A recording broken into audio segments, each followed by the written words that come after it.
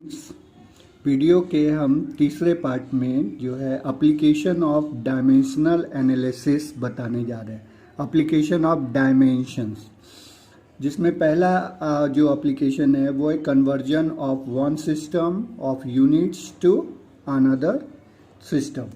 यानी कि एक सिस्टम में अगर हमारा कोई यूनिट्स दिया हुआ है तो फिर उसको दूसरे यूनिट में हम कैसे बदल सकते हैं। इसके पहले एक बात और बताना चाहूँगा मैं कि मेजरमेंट ऑफ एनीथिंग, किसी भी चीज़ का जो मेजरमेंट होता है उसमें दो चीज़ इन्वॉल्व होता है। एक उसका न्यूमरिक वैल्यू क्या है और दूसरा उसका यूनिट क्या है। ये दोनों जब साथ साथ लिखे जाते हैं तभी मेजरमेंट का कोई मतलब होता है। अदरवाइज अकेला केवल हम न्यूमरिक वैल्यू लिख दें या केवल हम उसका यूनिट लिख दें तो इसका कोई मतलब नहीं होता है। यानी मेजरमेंट ऑफ एनीथिंग जो है इन्वॉल्व है, उसमें दो चीज़ें हैं, एक उसका न्यूमरिक वैल्यू और दूसरा जो है वो यूनिट। एन मतलब न्यूमरिक वैल्यू और यू मतलब है यूनिट। और ये याद रखिएगा कि ये दोनों आपस में एक दूसरे का इन्वर्सली प्रोपोर्शनल होता है। क्योंकि जैसे कि आपको याद होगा कि एक मीटर को अगर मैं सेंटीमीटर में बदल दूं, मीटर मेरा बड़ा यूनिट है और सेंटीमीटर मेरा छोटा यूनिट है, तो जब बड़े यूनिट से मैं छोटे यूनिट में बदलता हूं तो न्यूमरिक वैल्यू जो है, देखिए एक मीटर एक से बढ़ करके 100 सेंटीमीटर, यानी न्यूमरिक वैल्यू 1 से 100 हो जाता है, 100 हो जाता है। यानी कि इसका मतलब यूनिट जैसे जैसे बढ़ेगा तो न्यूमरिक वैल्यू कम हो जाएंगे और अगर यूनिट छोटा होगा तो फिर न्यूमरिक वैल्यू बढ़ जाएगा। ठीक है, तो ये चीज़ को याद रखिएगा कि यूनिट जो होता है वो और जो न्यूमरिक वैल्यू है वो एक दूसरे का इन्वर्सली प्रोपोर्शनल है। चलिए ठीक है, अब हम पहला एप्लीकेशन देखने जा रहे हैं। एप्लीकेशन ऑफ डायमेंशनल एनालिसिस में पहला एप्लीकेशन है conversion of one system of unit to another system. जैसे कि मान लीजिए कोई क्वेश्चन हमको दिया गया है, कन्वर्ट 1 जूल इनटू आर्ग। एक जूल को हमें आर्ग में बदलना है। तो ये जानकारी के लिए याद रखिए कि जूल जो है, ये जूल हमारा एसआई यूनिट ऑफ वर्क है। वर्क का ये हमारा जूल जो है ये वर्क का एसआई यूनिट है, ठीक है, या एनर्जी। ठीक, जबकि आर्ग जो है, आर्ग जो है सीजीएस यूनिट है। सीजीएस यूनिट हमने कई आपको यूनिट के बारे में बताया था, सिस्टम ऑफ यूनिट्स के बारे में, जिसमें एक सीजीएस यूनिट भी था। सीजीएस यूनिट का मतलब होता है सेंटीमीटर ग्राम सेकेंड। तो हमें ये क्वेश्चन में क्या करना है कि 1 जूल को हमें आर्ग में बदलना है, यानी एसआई यूनिट को सीजीएस यूनिट में कन्वर्ट करना है। ठीक है, तो ये आपको जानकारी रखना होगा कि ये जूल जो है वो किस चीज़ का यूनिट है। तो since joule is SI unit of work, या आप एनर्जी कह सकते हो।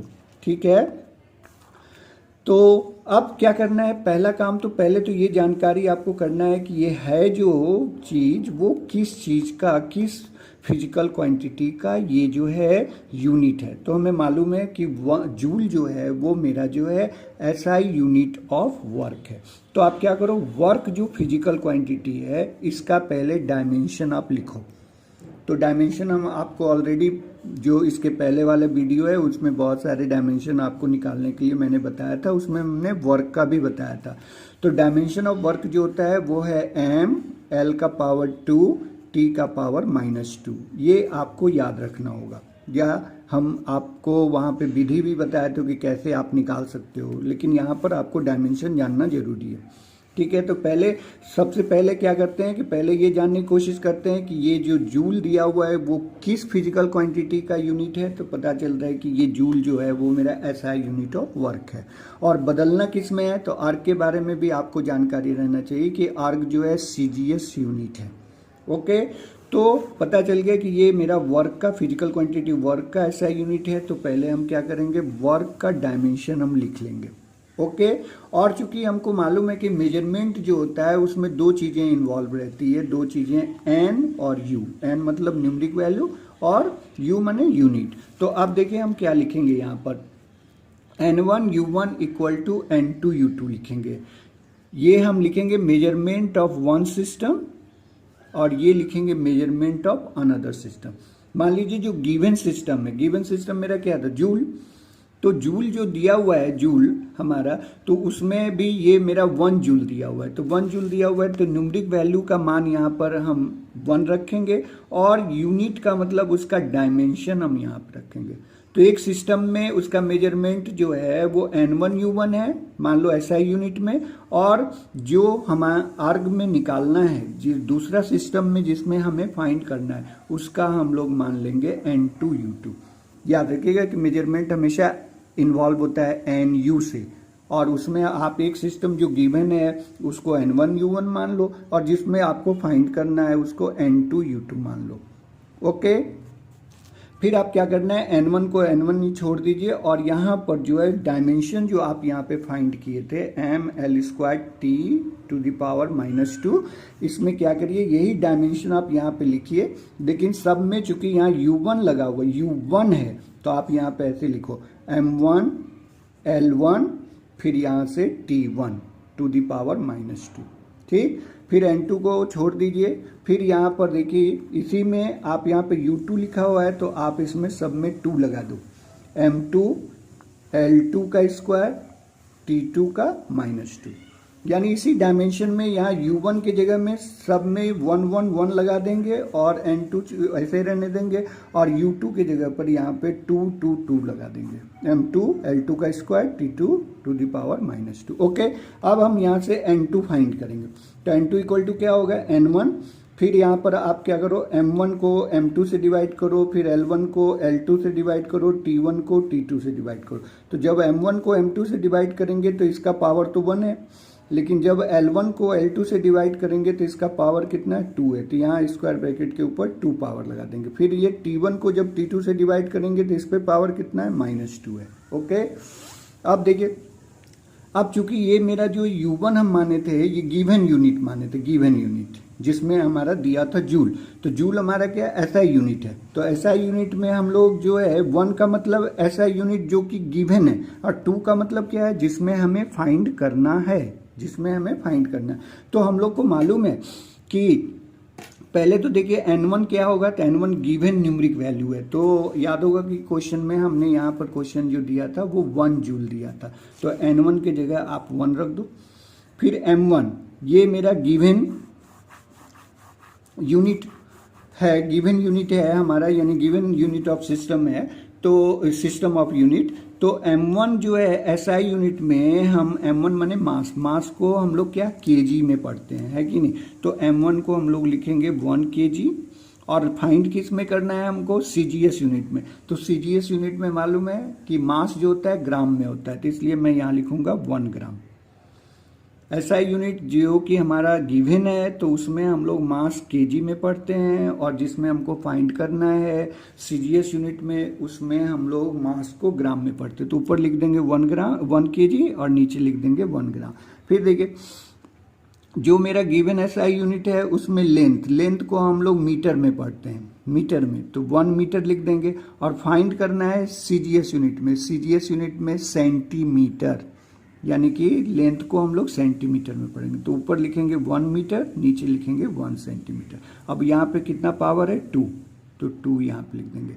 फिर देखिए चाहे SI यूनिट हो चाहे मेरा CGS यूनिट हो, टाइम तो सेकंड में ही है होता है, तो टाइम का यूनिट सेकंड ही होता है। तो ये T1 की जगह भी 1 सेकंड लिखिए, T2 की जगह भी 1 सेकंड लिखिए। ओके, यानी ऊपर याद रखिएगा कि ये जो मेरा M1 का मतलब है गिवन, जिसमें हमारा सिस्टम जो हमारा सिस्टम ऑफ यूनिट जिसमें कि वो गिवन है, ठीक है। और 2 का मतलब जिसमें फाइंड करना है, तो गिवन U1 मतलब है कि हमारा जो गिवन है, गिवन हमारा क्या है, जूल, जो 1 जूल को कन्वर्ट करना था, तो जूल मेरा SI यूनिट है। तो SI यूनिट में मास को लिखिए, लेंथ को भी लिखिए, टाइम को लिखिए ऊपर, और जिसमें आपको फाइंड करना है CGS यूनिट में, तो मास को ग्राम में लिखिए, लेंथ को सेंटीमीटर में लिखिए, टाइम को सेकंड में लिखिए। ओके, अब इनको कन्वर्ट करते देखिए, 1 kg इक्वल टू 100 ग्राम होता है, सॉरी 1000 ग्राम होता है ना। यहाँ N1 की जगह 1 रख दिए, फिर 1 रख दिए, 1 kg को ग्राम में बदलेंगे तो कितना होगा 1000, और नीचे 1 ग्राम, ग्राम से ग्राम कट गया। फिर यहाँ 1 मीटर में 100 सेंटीमीटर होता है, तो 100 centimetre upon 1 centimetre, centimetre centimetre cancel हो गया। फिर यहाँ 1 सेकंड कैंसिल होकर के 1 हो गया। तो अब यहाँ पे देखिए 3 जीरो आ रहा है, और यहाँ पे कितना होगा, 100 का स्क्वायरिंग करेंगे तो 4 जीरो आ जाएगा, तो यानी कि 3 और 4 7 हो गया, ये तो 1 ही होगा। तो टोटल पावर कितने हो जाएंगे, 10⁻7। यानी कि अब हम लास्ट में आंसर लिख देंगे 1 जूल, जो कि उसका गिवन था, इक्वल टू 10⁻7 आर्क। इस तरह से हम एक जो सिस्टम ऑफ यूनिट है उसको हम दूसरे सिस्टम ऑफ यूनिट में बदल सकते हैं। हम ये दूसरा क्वेश्चन लेने जा रहे हैं, जरा यहाँ पर देखिए क्वेश्चन है, the value of capital G in CGS system is 6.67 into 10⁻8 dyne cm square पर ग्राम स्क्वायर। ग्राम यहाँ ग्राम है, ग्राम पे पावर -2 है। यानी कि सीजीएस सिस्टम में कैपिटल जी की जो वैल्यू होती है वो 6.67 इंटू 10⁻8 डाइन cm स्क्वायर पर ग्राम स्क्वायर है, पर gram square. Calculate the value of G in SI unit. SI unit में कैपिटल जी का मान हमको निकालना है, यानी कि सीजीएस सिस्टम में कैपिटल जी का मान दिया हुआ है और एसआई यूनिट में हमें फाइंड करना है। ओके, तो याद रखिएगा 1 वाला मेरा गिवन होगा, 2 वाला मेरा जो है वो फाइंड करना है। ओके, तो सबसे पहले तो आप करो कैपिटल जी का जो है आप यहाँ पे डायमेंशन लिखो। तो कैपिटल जी इक्वल टू क्या होता है, FR² अपॉन M1 M2। ठीक है, क्योंकि हम लोग को मालूम है ना कैपिटल एफ जो होता है वो क्या होता है, capital G M1 M2 upon R²।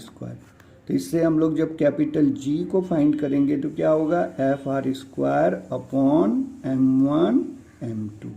Okay, तो capital G equal to FR² upon हो गया M1 M2। तो फोर्स का तो डायमेंशन हम लोग को मालूम है, फोर्स का डायमेंशन जो होता है क्या होता है, फोर्स का डायमेंशन mL/T⁻²। फिर यहाँ पे देखिए R² यानी लेंथ का स्क्वायर है, फिर यहाँ पे ये मास है, ये भी मास है, तो दोनों m इंटू एम। तो एक m तो आपका कट जाएगा, तो डायमेंशन ऑफ कैपिटल जी, एक m कट गया तो इस m को ऊपर ले जाएंगे, m⁻⁻1 हो जाएगा। एक जो बचा हुआ है उसको नीचे से ऊपर ले जाएंगे तो m⁻⁻1। फिर यहाँ पे देखिए l का एक पावर है, यहाँ पे l का 2 पावर है, मल्टीप्लाई करेंगे l का पावर 3 हो जाएगा। फिर यहाँ पे टाइम का t⁻²। ठीक है, तो डायमेंशन ऑफ कैपिटल जी हमको मालूम हो गया कि ये m⁻⁻1 L³ और t⁻²। ओके, अब हम लोग फिर लिखेंगे N1U1 इक्वल टू N2U2, जिसमें हम लोग मान लेंगे कि N1U1 जो है वो मेरा गिवन है और N2U2 में N2 हम लोग को फाइंड करना है। ओके, यहाँ N1 लिखिए, फिर यहाँ पे क्या करिए, U1 के लिए हम लोग क्या करेंगे, इस जो डायमेंशन ऑफ कैपिटल जी निकाले सब में 1 1 लगा करके यहाँ लिख देंगे, m1⁻⁻1 L1⁻3 T1⁻2 equal to N2। फिर यहाँ पे लिखेंगे M2, यहाँ पे 2 2 2 लगा देंगे, तो m2⁻⁻1 L2 पे पावर 3 और T2 पे पावर -2। तो so therefore N2 equal to जब फाइंड करेंगे तो N1 फिर M1/M2 का पावर कितना हो जाएगा, -1। फिर L1/L2 का पावर कितना हो जाएगा, 3। फिर T1/T2 का पावर हो जाएगा -2। ओके, अब याद रखिएगा कि जो 1 है मेरा वो गिवन है, और गिवन मेरा क्या था, सीजीएस यूनिट, और फाइंड मुझे 2 जो है करना है, 2 को फाइंड करना है, तो वो मेरा क्या है, एसआई यूनिट। तो याद रखिएगा 1 वाला जो यहाँ पे मान रखना है वो सीजीएस यूनिट में, और 2 वाला फाइंड करना है क्या, एसआई में। तो 2 वाले में हमें एसआई यूनिट में रखना है। ओके, तो N1 का मान न्यूमरिक वैल्यू देख लीजिए, यहाँ क्वेश्चन में न्यूमरिक वैल्यू जो कैपिटल जी का दिया था 6.67 इंटू 10⁻8। ओके, तो हम यहाँ पर लिख देंगे N1 के जगह पर 6.67 इंटू 10⁻8। अब ये 1 का मतलब सीजीएस यूनिट, तो सीजीएस यूनिट में मास कितना होता है, तो 1 ग्राम। मास को ग्राम में पढ़ते हैं तो 1 ग्राम लिखेंगे, और M2 फाइंड करना है एसआई यूनिट में, तो एसआई यूनिट में मास को हम केजी में पढ़ते हैं तो 1 kg लिखेंगे। फिर देखिए सीजीएस यूनिट में लेंथ को सेंटीमीटर में पढ़ते हैं, और जबकि एसआई यूनिट में हम लोग मीटर में पढ़ते हैं, तो ऊपर लिखेंगे 1 सेंटीमीटर, नीचे लिखेंगे 1 मीटर। ओके, फिर एसआई यूनिट हो चाहे सीजीएस यूनिट हो, टाइम तो हमारा सेकंड में ही होता है, तो 1 second by 1 second to the power -2। इस पे पावर -1 हो जाएगा, इस पे पावर 3 हो जाएगा, इस पे -2। ओके, अब यहाँ पे लिखिए 6.67 इंटू 10⁻8। 1 ग्राम को ऐसे छोड़ दीजिए, 1 kg को आप बदल करके लिख दो 1000 ग्राम। ओके, फिर 1 सेंटीमीटर को ऐसे छोड़ दीजिए, 1 मीटर को कन्वर्ट करके लिख दीजिए 100 सेंटीमीटर, ताकि सेंटीमीटर सेंटीमीटर कट जाए, ग्राम से ग्राम कट जाए, और 1 सेकेंड तो 1 ही के बराबर हो गया। ओके, तो अब यहाँ पे 6.67 इंटू 10⁻8 हुआ। फिर यहाँ पर देखिए क्या हो जाएगा, यहाँ पे देख रहे पावर -1 है, तो क्या होगा, ये पावर -1 को अगर +1 में कन्वर्ट करेंगे तो क्या होगा, 1/1000 जो होगा उसका रेसिप्रोकल लेना होगा, क्योंकि यहाँ पे पावर -1 है, तो ये 1000 मेरा ऊपर चला जाएगा। ओके, फिर यहाँ पर देखिए क्या है कि सेंटीमीटर पे 3 पावर, यहाँ पर 100 पे 3 पावर, तो नीचे 100 को 3 बार लिखना होगा, 100 × 100 × 100। ओके, तो यहाँ से मैं 3 जीरो को कैंसिल कर दिया, 1 2 3, तो यहाँ पर 1 2 3 जीरो बच गए। अब यहाँ पे देखिए 10⁻⁻8 पहले से था, 3 जीरो नीचे है, इसको जब ऊपर ले जाएंगे तो 10 पे पावर -3 होगा, क्योंकि यहाँ पर जो है 3 जीरो बच गया है नीचे में, तो इसको जब ऊपर ले जाएंगे तो 10 पे पावर -3 होगा, 10 का पावर -3 और यहाँ पे -8, तो टोटल जो है मल्टीप्लाई करने पे टोटल पावर 10 का कितना हो जाएगा, -8 - 3, तो -11। ओके, याद रखिएगा यहाँ पे चूंकि -1 पावर है इसलिए ये 1000 मेरा ऊपर चला जाएगा, इसका रेसिप्रोकल लेंगे, है कि नहीं। और यहाँ पे 1000 1/100 का यहाँ पे क्यूब है, तो यहाँ पर 100 को 3 बार लिखेंगे, एक जीरो से एक जीरो काट दिए, ये जीरो से ये जीरो काट दिए, फिर इस जीरो से इस जीरो को काट दिए, तो नीचे 3 जीरो बच गया। अब 3 जीरो यहाँ नीचे बचा है तो इसको ऊपर ले जाएंगे, 10 पे पावर -3 होगा, उसको इससे मल्टीप्लाई करेंगे तो -8 - 3, तो 10 टू पावर -11। तो अब हम आंसर यहाँ लिख देंगे कैपिटल जी। ये तो मेरा गिवन था 6.67 × 10 टू पावर -8 डाइन cm² पर ग्राम स्क्वायर, इक्वल टू लिख देंगे यहाँ पर 6.67 × 10 टू पावर -11, ये फोर्स का यूनिट है सीजीएस यूनिट में, और एसआई यूनिट में फोर्स का यूनिट क्या होता है, न्यूटन। सेंटीमीटर यहाँ पर है तो हम यहाँ पर एसआई यूनिट में मीटर लिखेंगे, मीटर स्क्वायर, और ये सीजीएस यूनिट में ग्राम है और एसआई यूनिट में केजी होता है, तो केजी पर KG square, newton metre square पर केजी स्क्वायर। ओके, हम समझते हैं, कुछ आप लोग को समझ में आ रहा होगा, ठीक है। अब जैसे कि यहाँ पे क्वेश्चन रखिए, एनसीईआरटी का ही क्वेश्चन है ये 2.3, यहाँ पर लिखा गया है कि calorie is the unit of heat energy in transit and it equals to 4.2 joule. एक कैलोरी जो होता है वो हीट का यूनिट है, कैलोरी जो है हीट का यूनिट, हीट मतलब मीन्स क्या, एनर्जी, है ना। तो एक कैलोरी जो होता है वो यहाँ पे क्लियर लिखा हुआ है कि 4.2 जूल के बराबर होता है, ठीक। और जूल जो है हमको ऑलरेडी मालूम है कि ये एसआई यूनिट होता है, 1 जूल इक्वल टू होता है 1 kg मीटर स्क्वायर पर सेकेंड स्क्वायर। ओके, ये सारे क्वेश्चंस में दिए हुए हैं, यानी कि ये देखिए केजी है, मीटर है, सेकेंड है, इसका मतलब क्या हुआ कि ये एसआई यूनिट में।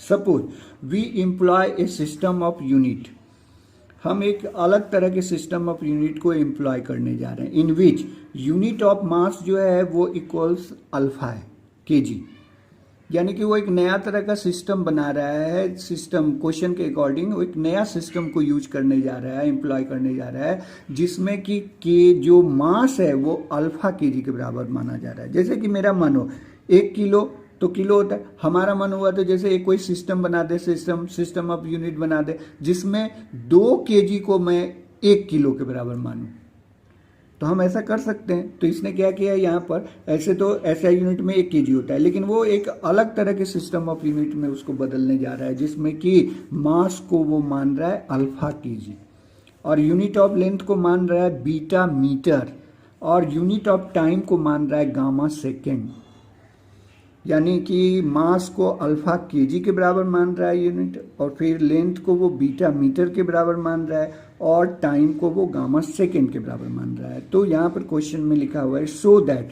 ए calorie has a magnitude 4.2 alpha two the power -1 beta two the power -2 gamma two the power 2 in the terms of the new unit. New unit में जो एक कैलोरी का जो उसका वैल्यू होगा, एक कैलोरी का जो मान होगा, वो आपको शो करना है कि इतना के बराबर होगा न्यू यूनिट में। न्यू जो इसने इस तरह से माना है उस यूनिट में ये इतना के बराबर होगा। ओके, तो यहाँ पर आप देख लीजिए कि ऐसा यूनिट जो गिवन है, गिवन में तो मास केजी में था, लेंथ मेरा मीटर में था, और टाइम मेरा सेकंड में था, जबकि न्यू सिस्टम में मास मेरा अल्फा केजी और लेंथ हमारा बीटा मीटर और टाइम मेरा गामा सेकेंड। ओके, तो यहाँ से आप शुरू करते, देखिए बनाते हैं, ये चीज़ तो याद रखिए। तो अकॉर्डिंग टू क्वेश्चन हमने नोट किया, 1 कैलोरी इक्वल टू क्या होता है 4.2 जूल अकॉर्डिंग टू क्वेश्चन में भी ये लिखा हुआ है कि 1 कैलोरी जो है 4.2 जूल के बराबर होता है। और जूल जो है, joule is the SI unit of energy या वर्क कह सकते हो। यहाँ पे हीट का क्वेश्चन में हीट का चर्चा किया है, हीट बोला है, तो हीट जब बोला है तो आप इसको energy, heat is also form of energy, ठीक है। तो आप यहाँ पे लिख दो joule is the SI unit of energy. अब ये एनर्जी है, अगर जूल जो है एसआई यूनिट ऑफ, अगर एनर्जी का एसआई यूनिट है तो सबसे पहले क्या करो, इस एनर्जी का आप डायमेंशन लिखो। तो डायमेंशन ऑफ एनर्जी क्या होता है, तो वर्क का जो डायमेंशन होता है वही मेरा एनर्जी का भी डायमेंशन होता है, mL²T-2। ओके, अब फिर शुरू करिए, N1U1 equal to N2U2। Okay, N1U1 equal to N2U2।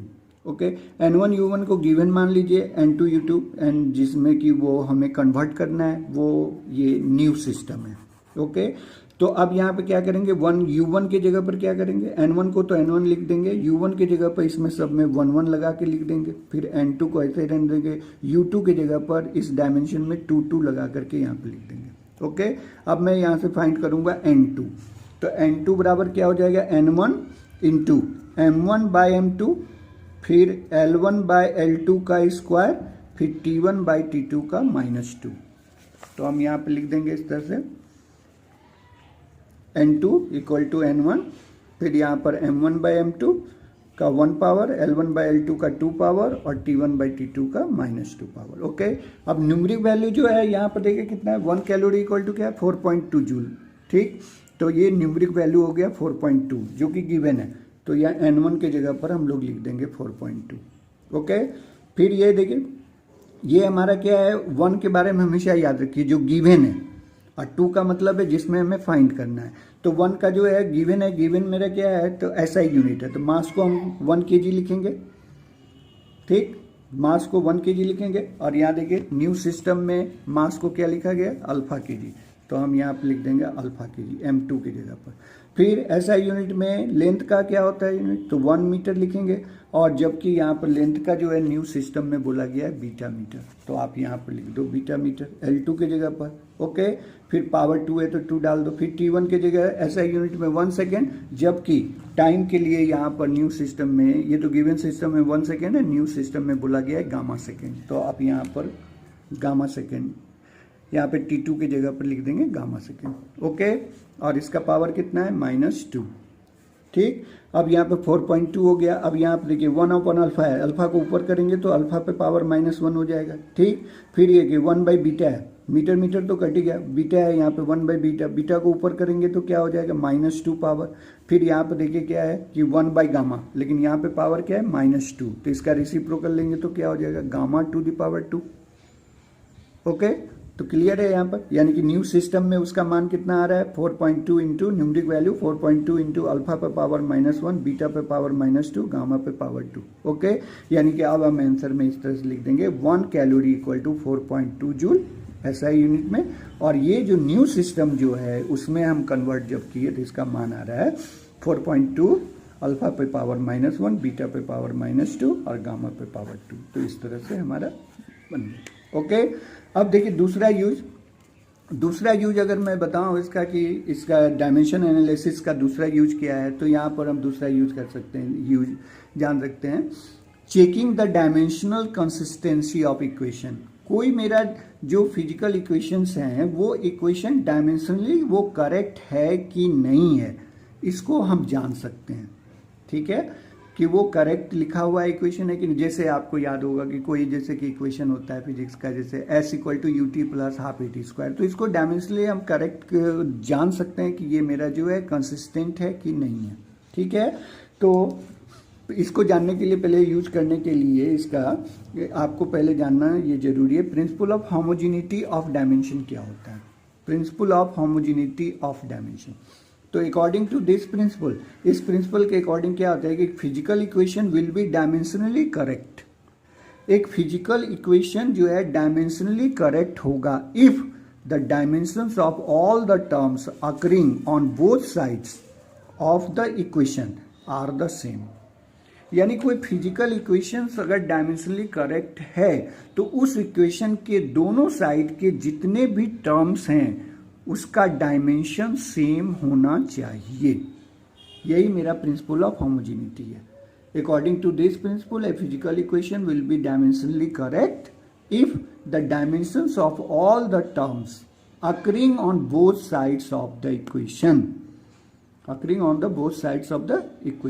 are the same होना चाहिए। जैसे फॉर एग्जाम्पल, जैसे मान लीजिए s equal to ut plus half at square है।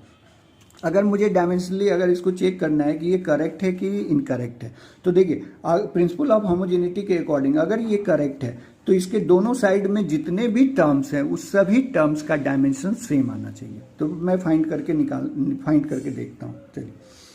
चलिए इसमें लेफ्ट साइड में तो एक ही टर्म है तो वो डायमेंशन हम निकाल रहे, डायमेंशन ऑफ एस। तो एस मतलब क्या होता है? डिस्प्लेसमेंट, ठीक है। तो उसका यूनिट देखिए, उसका डायमेंशन हम क्या लिखेंगे? एल। फिर देखिए ये जो है इसका डायमेंशन जो है इसके डायमेंशन के इक्वल होना चाहिए, फिर इसका डायमेंशन जो है इसके डायमेंशन के इक्वल होना चाहिए according to the principle of homogeneity. अगर ये करेक्ट है तो इसका डायमेंशन सभी टर्म का डायमेंशन सेम होना चाहिए। यानी dimension of S equal to dimension of UT equal to dimension of half AT square. तो यहाँ पे एस का लिखिए, एस मतलब डिस्प्लेसमेंट होता है तो उसका डायमेंशन एल लिख दिए। अब डायमेंशन ऑफ यूटी, यू मतलब क्या होता है? वेलोसिटी, इनिशियल वेलोसिटी मतलब वेलोसिटी। तो वेलोसिटी का डायमेंशन क्या होता है? एल टी पे पावर -1। और फिर टाइम का डायमेंशन टी। तो अब इसको जब इससे मल्टीप्लाई करोगे तो टी का पावर -1 + 1 तो हो जाएगा 0। तो केवल यहाँ पे एल बच जाएगा। फिर जब यहाँ पर देखिए और याद रखिएगा डायमेंशन में हम लोग जो है जो कांस्टेंट होता है, कांस्टेंट उसको हम लोग चेक नहीं कर सकते हैं, ये इसके लिमिटेशन के अंदर आता है। ये बात याद रखिए, कोई भी कांस्टेंट जो होता है, न्यूमेरिक जो कांस्टेंट है ना, उसका डायमेंशन नहीं होता है। इसलिए आप हाफ का यहाँ पे डायमेंशन नहीं लिखेंगे, ठीक है।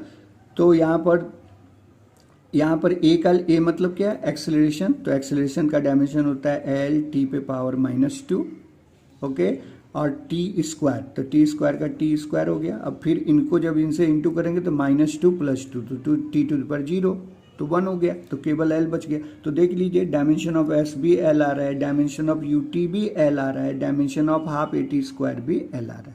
फिर से मैं एक बात बता दूं, जो न्यूमेरिक कांस्टेंट होते हैं उसका याद रखिएगा कि डायमेंशन नहीं होता है। तो यहाँ पर हाफ का नहीं लिखना है। तो ये इस तरह से देख रहे हैं कि हर एक टर्म का डायमेंशन मेरा सेम आ रहा है। सो मैं यहाँ पे लिख दूंगा कि this physical equation is dimensionally correct. आप इस करेक्टनेस, इस इक्वेशन का करेक्टनेस आप इस बात को पर नहीं चेक कर सकते हो। अगर मैं 1/2 के बदले 1/4 दे दूं, यहाँ पर 8 लिख दूं, तो भी ये डायमेंशनली करेक्ट बताएगा, क्योंकि हम कांस्टेंट को चेक नहीं कर सकते। जो न्यूमेरिक कांस्टेंट है उसको हम लोग चेक नहीं कर सकते, ये इसके लिमिटेशन के अंदर आता है। फिर जैसे कि मान लीजिए कि आपको दूसरा इक्वेशन है, यहाँ पर चेक करना है t = 2π√L/g, इसको चेक करना है। ये time period of simple pendulum है, time period of simple pendulum given by capital T = 2π√L/g। L का मतलब लेंथ है और g मतलब एक्सेलरेशन ड्यू टू ग्रेविटी, यानी एक्सेलरेशन। तो अगर चेक करना है तो डायमेंशनली अगर ये करेक्ट है तो हर एक टर्म का डायमेंशन सेम होना चाहिए। तो यानी t का पहले डायमेंशन निकालते हैं, तो t का डायमेंशन तो t ही है, ओके। फिर यहाँ पर आप राइट साइड में निकालते हैं डायमेंशन ऑफ 2π√L/g। यहाँ पे 2π मेरा न्यूमेरिक कांस्टेंट है तो इसलिए इसका डायमेंशन हम नहीं लिखेंगे। फिर √, केवल लिखेंगे √, L का डायमेंशन L हो गया। फिर यहाँ पे g मतलब एक्सेलरेशन ड्यू टू ग्रेविटी, यानी एक्सेलरेशन का यहाँ डायमेंशन लिखिए L T⁻²।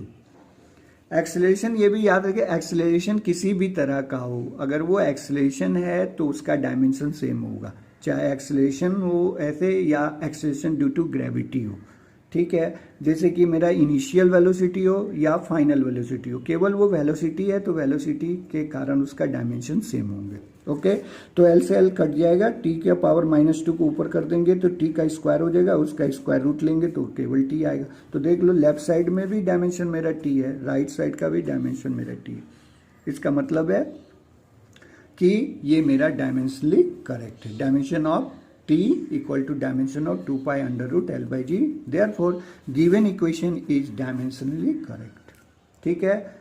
और तो कांस्टेंट के बारे में बोल ही दिए कि ये डायमेंशन इसका नहीं होता है। कुछ कांस्टेंट भी दो तरह के होते हैं, एक तरह के डायमेंशन लेस कांस्टेंट होते हैं जो न्यूमरिक कांस्टेंट होते हैं, एक डायमेंशनल कांस्टेंट भी होते हैं जैसे कैपिटल जी, स्मॉल एच, ईटा, ये सब जो है ये डायमेंशनल कांस्टेंट है, ठीक है। तो इसके तो होंगे हमारे डायमेंशन, लेकिन ये जो न्यूमरिक टाइप का जो कांस्टेंट होता है वो डायमेंशन लेस होता है, ठीक है।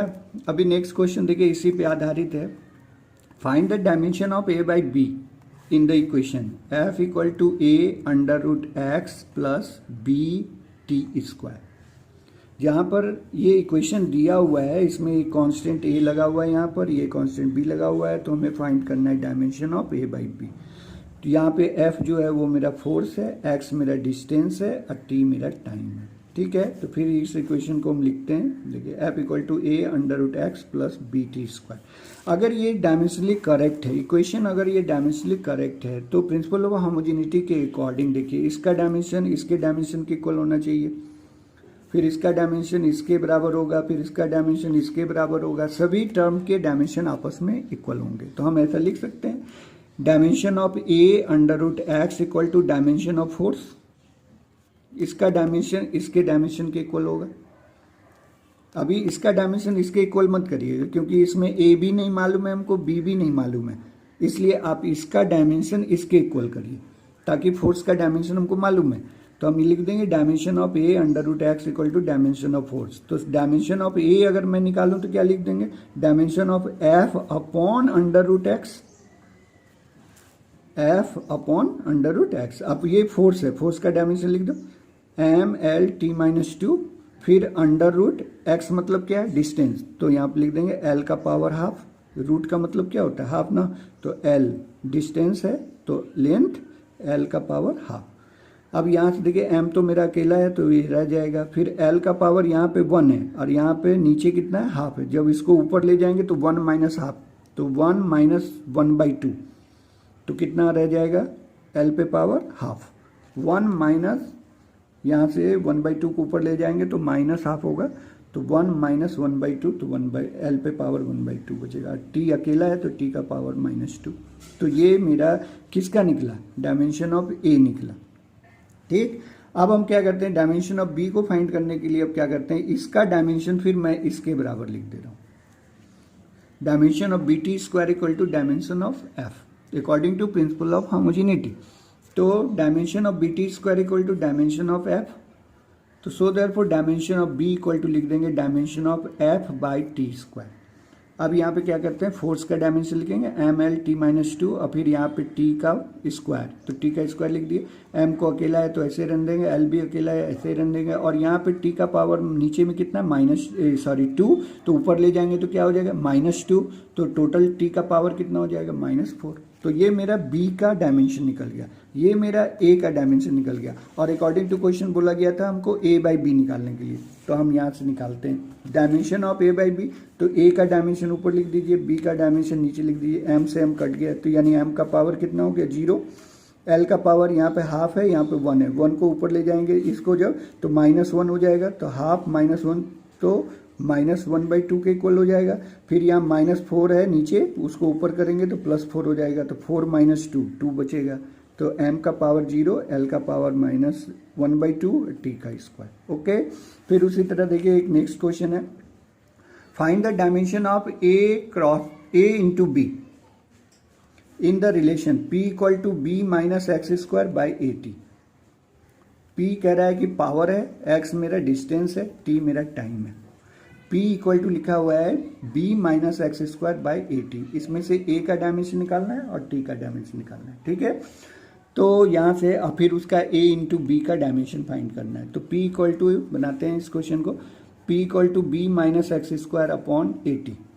ओके, अब देखिए यहाँ पर चूंकि हम लोगों को ऑलरेडी पहले से हम लोग को मालूम है, आपको भी ऑलरेडी मालूम होगा कि लाइक टर्म्स में ही एडिशन और सब्ट्रैक्शन होता है। तो यहाँ देखिए b माइनस एक्स स्क्वायर लिखा गया है, तो क्लियर है ना कि ये b का जो डायमेंशन होना चाहिए वो निश्चित रूप से एक्स स्क्वायर के डायमेंशन के इक्वल होना चाहिए, तभी तो एडिशन और सब्ट्रैक्शन हो सकता है, क्योंकि लाइक टर्म में ऑलवेज रिमेंबर ऑलवेज एडिशन और subtraction takes place only in like terms.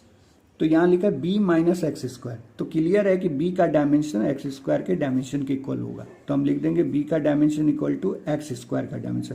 x मतलब क्या बोला था यहाँ पे, डिस्टेंस।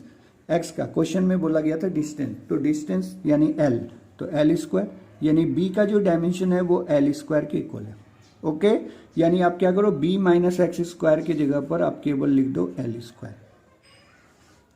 ठीक, क्योंकि यहाँ पे ऐड करें या सब्ट्रैक्ट करें तो उसका यूनिट तो हमारा वही एल स्क्वायर का एल स्क्वायर ही आएगा ना, जो डायमेंशन है, तो एल स्क्वायर हम लिख देंगे। ओके, फिर यहाँ पे देखिए, आप यहाँ पे एल स्क्वायर लिख देने के बाद p इक्वल टू क्या हो जाएगा, एल स्क्वायर बाई 80।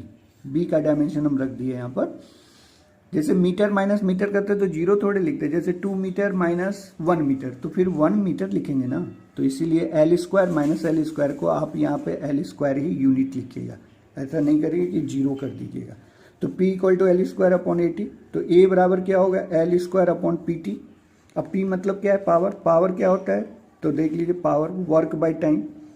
अब वर्क का डायमेंशन क्या होता है, M L square T minus 2 upon T.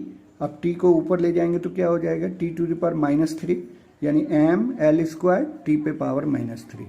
तो ये मेरा पावर का डायमेंशन है। तो हम यहाँ पर लिखते हैं, यहाँ पर जब हम a का लिखेंगे a, तो यहाँ पे एल स्क्वायर का तो एल स्क्वायर लिख दिए, फिर पावर का जो यहाँ से हमने फाइंड किया है यहाँ पर, तो M L square T minus 2 लिख दिए, फिर ये टाइम का t लिख दिए। तो अब टोटल यहाँ कैलकुलेट कर लें, एल स्क्वायर तो कट ही गया, तो बचा क्या, यहाँ नीचे में m बचा, ये नीचे में t टू द पावर -3 और यहाँ पे t, तो इन दोनों को मल्टीप्लाई कर देंगे तो t टू द पावर -2 होगा, उसको ऊपर ले जाएंगे तो t पे +2 पावर हो जाएगा, और इस m को जब नीचे से ऊपर ले जाएंगे तो m का पावर -1 हो जाएगा। तो m का पावर -1 और यहाँ पे t का टोटल नीचे में पावर कितना है, -2, ऊपर जाके हो जाएगा t पे पावर 2। तो अब क्या करते हैं, अब डायमेंशन निकालना है क्या है, a इंटू बी का। तो a का हम लोग ऑलरेडी निकाल चुके हैं यहाँ पर, m का पावर -1, t का पावर 2, और b का डायमेंशन यहाँ से निकाल चुके हैं एल स्क्वायर। तो a इंटू बी, तो m का लिख दिए, a का लिख दिए यहाँ से, फिर b का लिख दिए, फिर यहाँ पे टोटल कैलकुलेट करें, यहाँ मल्टीप्लाई करके m का पावर -1, l का स्क्वायर और t का पावर स्क्वायर।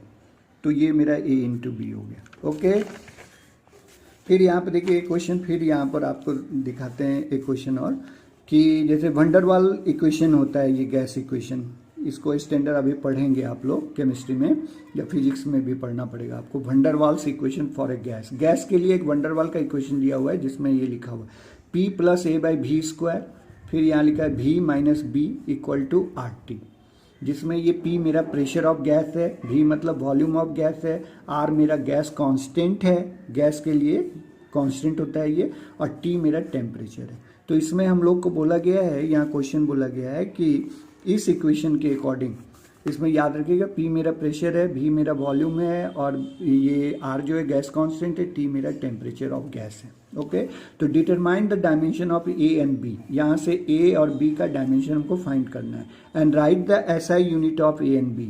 और जब मैं डायमेंशन लिख लूँगा तो फिर उसका यूनिट भी हम लोग लिख सकते हैं a और b का। ठीक है, तो देखिए यहाँ से पहले p plus A by V square, दूसरे ब्रैकेट में क्या है, v minus B equal to RT। तो अब फिर वही वाला हम लोग जो है इस प्रिंसिपल का इस्तेमाल कर रहे हैं कि चूंकि लाइक टर्म में एडिशन और सब्ट्रैक्शन होता है, क्लियर। तो इसमें अगर प्रेशर में इसको ऐड किया गया है तो इसका मतलब a बाई वी स्क्वायर का जो डायमेंशन होना चाहिए वो प्रेशर के इक्वल होना चाहिए, यानी प्रेशर का dimension a by V square के डायमेंशन के बराबर होना चाहिए, तभी तो ये बीच में एडिशन का साइन लगा हुआ है, यानी कि इसका डायमेंशन और इसके डायमेंशन आपस में सेम होनी चाहिए। ठीक है, वही लाइक टर्म्स वाली बात हो गई। तो यानी कि a का डायमेंशन अगर मैं निकालना चाहूँ तो क्या करूँगा, वी स्क्वायर को यहाँ मल्टीप्लाई कर दे तो पी वी स्क्वायर, a का डायमेंशन जो होगा पी वी स्क्वायर के डायमेंशन के इक्वल होगा। p माने क्या होता है, प्रेशर। प्रेशर क्या होता है, तो pressure force by area. Pressure क्या होता है, फोर्स बाय एरिया। तो फोर्स का dimension M L T minus 2, area क्या हो गया एल इंटू एल। तो यहाँ से एक एल काट दिए, इस एल को ऊपर करेंगे तो -1 हो जाएगा पावर, यानी एम एल पे पावर -1 टी पे पावर -2। ये हो गया मेरा प्रेशर का डायमेंशन। तो यहाँ से हम लिख देंगे प्रेशर का dimension M L to the power -1 T पे पावर -2 इसके अकॉर्डिंग।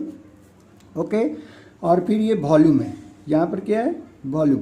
तो वॉल्यूम क्या होता है, L into N, length into breadth into height, यानी कि एल क्यूब।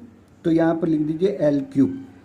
अब एल क्यूब लिखेंगे और उस पर पावर 2 है, तो टोटल एल का पावर कितना हो जाएगा 6, एल क्यूब और उसका पावर 2, तो एल टू द पावर 6। अब टोटल यहाँ से कैलकुलेट करिए मल्टीप्लाई करके, एम अकेला है तो एक पावर रह गया, एल यहाँ पे -1 है, यहाँ पर 6 है, तो -1 + 6, एल पे पावर 5 और टी पे पावर -2। तो ये मेरा ए का डायमेंशन निकल गया।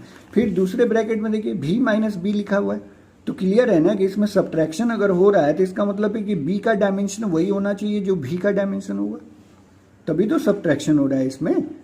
ठीक है, तो हम यहाँ पर इसी को प्रिंसिपल को इस्तेमाल करेंगे, यानी भी का डायमेंशन इक्वल टू बी का डायमेंशन। तो भी का डायमेंशन क्या होता है, तो एल क्यूब इक्वल टू यहाँ पे डायमेंशन ऑफ बी, यानी dimension of B equal to L cube. Okay, अब इसका ऐसा ही यूनिट अगर लिखना है, तो ए का अगर ऐसा ही यूनिट लिखना है तो लिखिए KG metre to the power 5 पर second square, second to the power -2।